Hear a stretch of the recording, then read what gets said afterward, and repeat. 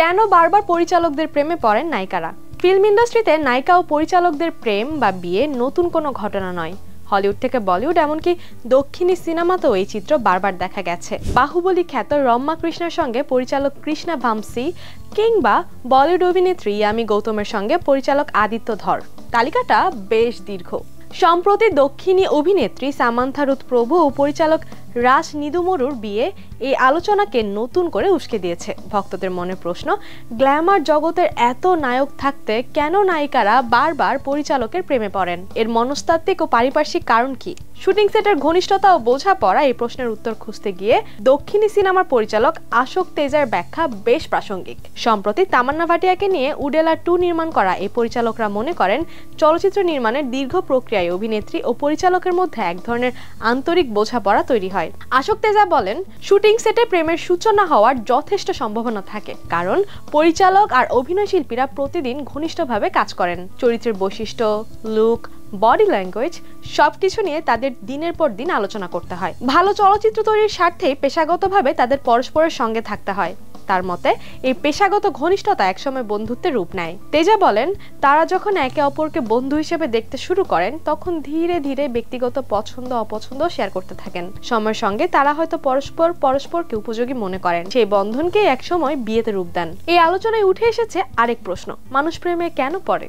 বিজ্ঞানী বা কি বলে? নায়িকা বা পরিচালক, দিন শেষে সবাই রক্ত মাংসের মানুষ। আর মানুষের প্রেমে পড়ার বৈজ্ঞানিক ব্যাখ্যা দিয়েছেন মার্কিন নৃবিজ্ঞানী হেলেন ফিশার। তিনি প্রেমে পড়াকে 3টি স্তরে ভাগ করেছেন। প্রথমত, কাম প্রবৃত্তি। এটি প্রেমের প্রাথমিক ধাপ, যা টেস্টোস্টেরন ও ইস্ট্রোজেন হরমোন দ্বারা নিয়ন্ত্রিত হয়। দ্বিতীয়ত, আকর্ষণ। এই স্তরে মস্তিষ্কে ডোপামিন মানে আনন্দরস, অ্যাড্রিনালিন হরমোনের নিঃসরণ হয়। এটি এক ধরনের নেশার মতো কাজ করে। কাউকে দেখলে গাল লাল হওয়া বা হৃদস্পন্দন বেড়ে যাওয়া মূলত অ্যাড্রিনালিনের কাজ।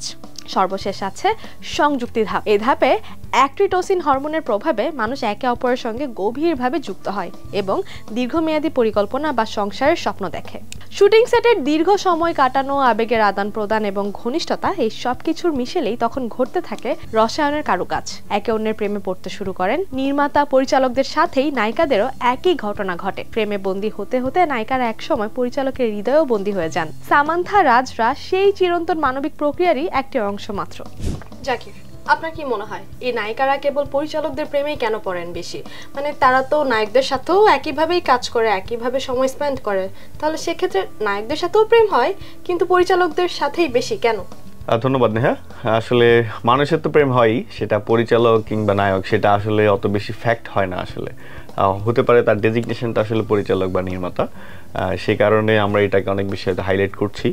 বাট এখানে আরেকটা ইস্যু আছে। আসলে পরিচালকদের সাথে প্রেম হওয়ার অন্যতম একটা কারণ আসলে কাজের যেই সংস্পর্শে আসাটা, সেটা ধরেন পরিচালকের সাথে কিন্তু নায়ক বা নায়িকার সবসময় কিন্তু এক ধরনের ব্লেন্ডিং টাইম আর কি, যে আসলে সংস্পর্শে থাকা লাগে।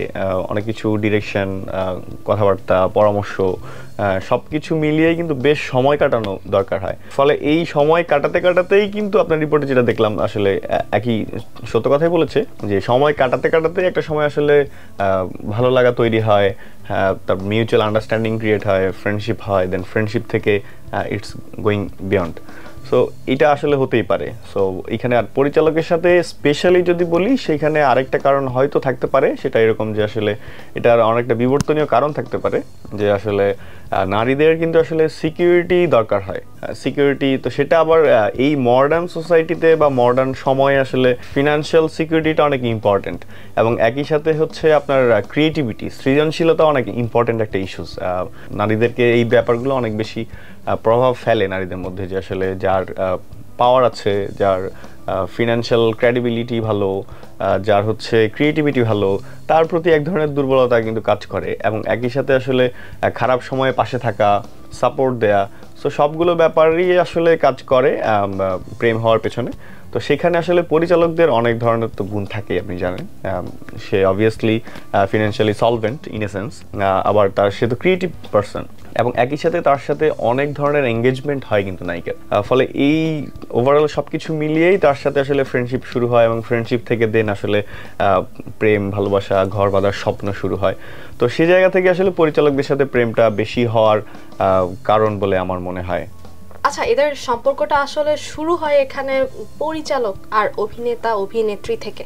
এই ক্ষেত্রে কি আসলে প্রেমটাই মানে মূল বিষয়, নাকি এখানে আরো কিছু থাকতে পারে? মানে এরা তো অভিনেতা অভিনেত্রী, এই ক্ষেত্রে কি ক্যারিয়ার প্রায়োরিটি দেওয়া বা নিজের জন্য একটা শক্ত অবস্থান তৈরি করা, এরকম কি কোনো কারণ হতে পারে?